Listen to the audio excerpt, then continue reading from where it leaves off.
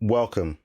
In today's video, we'll be discussing the different types of childcare that is available to you as a parent or that you can set up as a career or job. This is a two-part video and is a continuation from the last video where we discussed 5 different types of childcare. You can watch the videos in any order, so if you haven't watched that one yet, do head over to there after this video to learn more about the ones discussed there. In that video, we discussed about nurseries, preschools, nannying, au pairs, and babysitting. So if you want to find out about any of those, make sure you check that video out. In this video, we're discussing 4 more different types of childcare. But before we get into that, a really quick introduction of myself is that I run a nursery in London, and I also teach people how to open a nursery or home childcare via the courses you can see on the screen and through general guidance and consultancy. Something that is new is that I actually have a children's book coming out which helps children better understand their anxiety. So do look out for it, and you can find information about this in the description below. In this video, we'll be learning more about what childminders, home nurseries, creches, and group play sessions are. We'll discuss some of the rules around them, how they're regulated, and how much the average cost it is to send your child there. For those looking to set up as one of these childcare types, we'll also briefly go over how to open up and the qualifications you may need to do so, and some of the costs involved. If you want to skip ahead to learn about a specific type of childcare, you can do so by clicking the timings in the description. We will start this off with the one most of you are probably looking to learn about, which is childminding.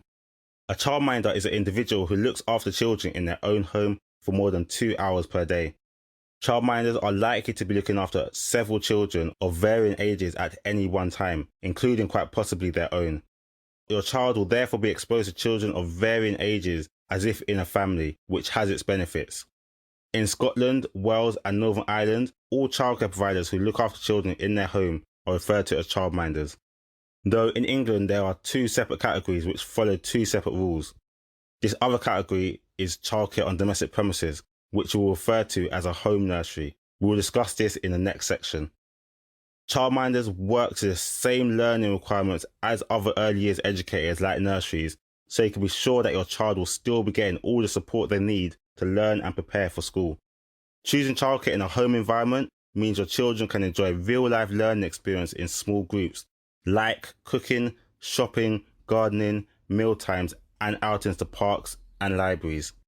Childminders can be spontaneous too, making the most of a sunny or unexpected snowy day as a great opportunity for outdoor play and learning. Many childminders are able to offer funded early education sessions if your child is eligible. And of course, childminders are able to care for children of different ages, meaning brothers and sisters can be cared for together. Childminders are one of the childcare providers, like nurseries and unlike nannies, that must be registered in order to operate in the UK. This means if you live in England, the childminder must be registered with Ofsted. For Scotland and Wales, it is the Care Inspectorate, and for Northern Ireland, it is the Health and Social Services Board.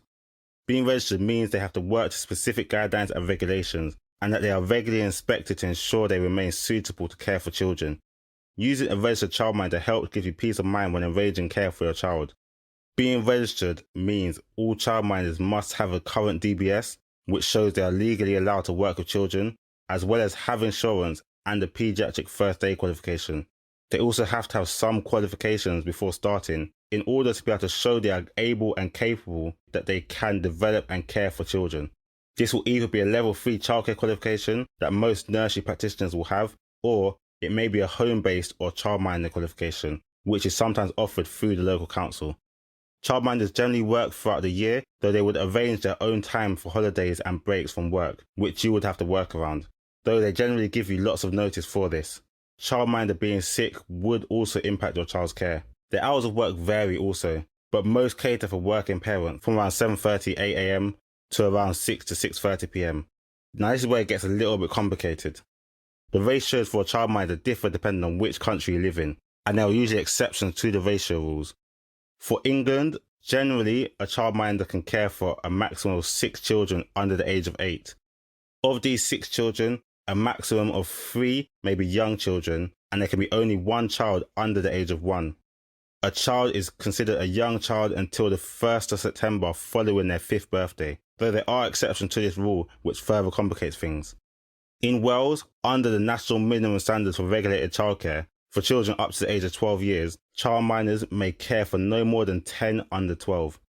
Of those 10 children, no more than 6 may be under the age of 8, no more than 3 may be under the age of 5, and normally no more than 2 may be under the age of 18 months, though exceptions can be made for siblings. Again, there are some exceptions. So for example, if a child is in full-time education and is under 5, they can be counted as over 5 for the purpose of ratios. In Scotland, it's a little simpler. The required ratio is 1 to 6 for children under 12 years old, of whom 3 of those can be under school age and only 1 can be under 1. In Northern Ireland, a childminder can care for up to 6 children under 12, including their own. Only 3 of these may be under 5, and usually only 1 child can be below 1 year old. Though again, there are exceptions, for example, if you're caring for twins. Childminders can work with other childminders or assistants within their home. This increases the number of children they are able to look after. So for example, you may find 2 partners working as childminders and looking after more children. This is because each individual will be able to look after another set of children based on their country's ratios. In most countries, there's not a limit to the number of childminders or assistants they can work with, and only the lead childminder needs to be qualified. Their assistants don't need to be. Though in England, you can only work with up to 2 other childminders or assistants. Anymore, they will need to register as a childcare on domestic premises setting. Childminders are one of the cheapest types of childcare provisions. Average cost for a childminder in 2021 was between £225 and £230 per week, which works out at roughly £4.50 per hour. As childminders are registered, you can get help with the cost of childcare through things like free government-funded hours and tax-free childcare. In order to set up as childminder, you can either register through a childminder agency or through the country's regulatory body. As a childminder, you are classed as self-employed or a business, and you will need to submit your own taxes. You'll also need to do various things like first aid and childminder training, as well as undertake a health and DBS check.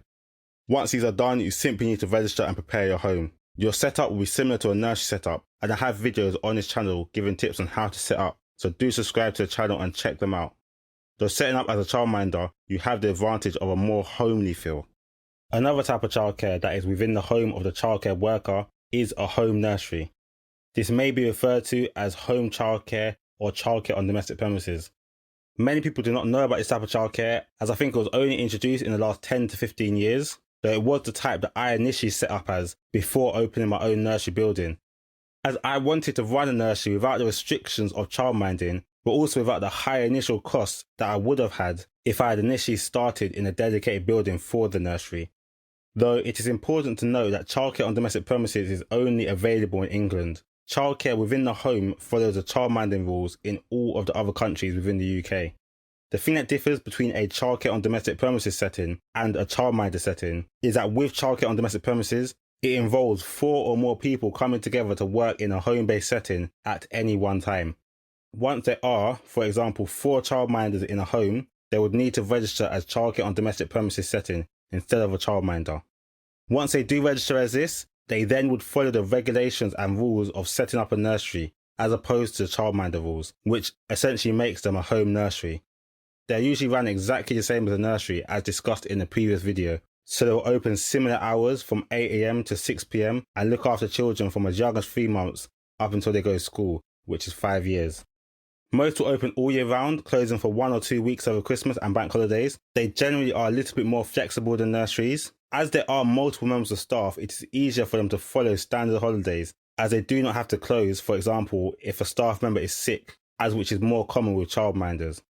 Childcare on domestic premises providers are not limited to the number of children they can have, so you can find some with as little as 10 or even less, and others may be registered for many more. The number of children they can look after is dependent on the size of the building, though you are unlikely to find a childcare on domestic premises setting with large numbers as you would in a nursery. This gives them a more intimate feel over nurseries, but with a lot of the same benefits. Though some parents do prefer larger settings where their children can mix with loads of other children, closer to what they may experience at school. In a home nursery, most staff will have a qualification to be able to work in them. At least one member of staff needs to hold a level 3 childcare qualification to ensure that they are confident in not only protecting and safeguarding children, but also so they have an extensive knowledge of how children develop. This qualification can usually be completed within 18 months to 2 years, though if you have no experience in childcare, you would usually have to complete a level 2 qualification first, which will take an extra year on top of this. As some people who wish to open a childcare on domestic premises setting start off as expanding from childminding, it is sufficient to just have a childminding qualification too. There also needs to be at least one first aider on site at all times, and all members of staff must have a DBS check. Unfortunately, there is no data on the average cost of sending your child to a childcare on domestic premises setting, as they would just fall into the nursery category, though it is likely to be the same amount or possibly less than nurseries, which is roughly £260 per week or £5.20 per hour. The main difference between childminding and childcare on domestic premises is that they follow the nursery ratios with regard to how many children each member of staff can look after. Ofsted ensures that there is one member of staff for every 3 under 2s in the nursery. One member of staff can look after up to 4 2-year-olds, which is the main thing that affects how much they charge, and the ratios for 3-year-olds are much higher, with one member of staff being able to look after up to 8 children, making 3-year-olds less costly for nurseries, enabling them to charge a little bit less for them. These ratios are primarily there to ensure that children are kept safe at nurseries. Setting up as a childcare on domestic premises setting costs £220 to register. I have explained the process of setting up this type of childcare in depth on a previous video, which I'll link in the description. I also go through step by step how to set up on the course. If you wanted to do more than just learn about it and wanted to actually set up a nursery in your home, then you can find a link to this course in the description as well. So moving on to group play sessions. At group play sessions, parents and carers get together with their young children for a couple of hours each week to connect, learn through play, and most importantly, have fun. They offer children preschool experiences. The sessions are often run in the morning, during lunch, or in the afternoon during term time. For this group play session section, I'll group together a range of different providers, which include out-of-school clubs, which can be after-school clubs or before-school clubs. They provide safe and stimulating play opportunities for school-aged children at times when schools are not open. They can operate before school in the mornings, at the end of the school day, or at the end of the working day, throughout the school holidays, or a combination of all of these. Another group are parent and toddler groups. These are drop-in sessions for parents that have young children. These sessions are usually run by other parents, by the voluntary sector, or in children's centres. They will not be registered with Ofsted as they provide less than 2 hours worth of care in a day. Activity clubs. They offer a range of activities for school-aged children, sometimes younger, and they are usually not registered either, but often run at the end of the school day or during school holidays. These are all types of childcare where the parent usually stays with the child or where they will only be left for very short periods up to a few hours.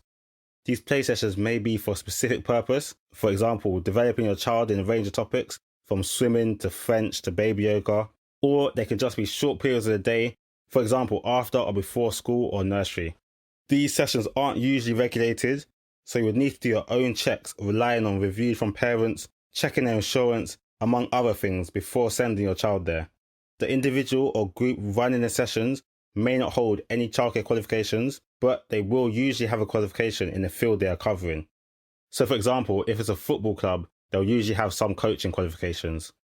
The cost for these classes vary a lot, with some being free if run by charities or your local council, and others ranging from around £5 to £15 per hour. If you do have a skill that you would love to teach children, then setting one up is fairly simple and usually only requires getting insurance, finding the building, and ensuring that you market your services well. Next, we will move on to creches. Creches are a type of childcare whereby you leave your child there for a few hours a day whilst you do a specific activity like a course or go shopping. The parent is likely to be in a building or close vicinity to the creche. They are usually open for the whole day and can be open for the whole year, but parents are unlikely to attend for the full day or the whole year. There are different types of creches which include seasonal creches. These are attached to institutions such as an adult education college. They're brilliant if, for example, you want to do a course to retrain or to take up a hobby from dressmaking to pottery, as you have someone to look after your child there for a short period whilst you study. While your child is in the creche, parents have to stay on the premises.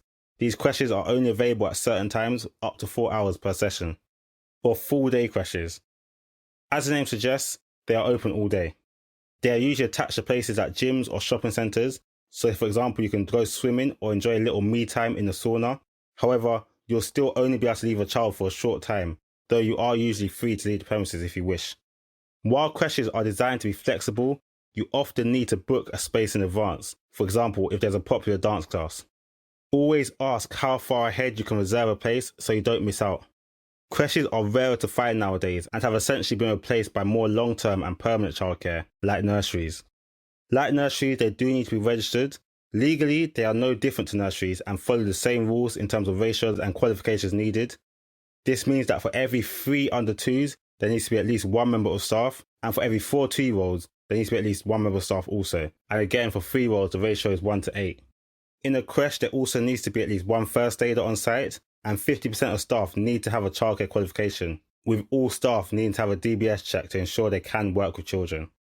Creches are usually cheaper than nurseries, as they are there to support parents whilst doing an activity like going to gym or attending a class. Some are even free. They usually range between £3 to £5 per hour. So those are the main types of childcare available in the UK.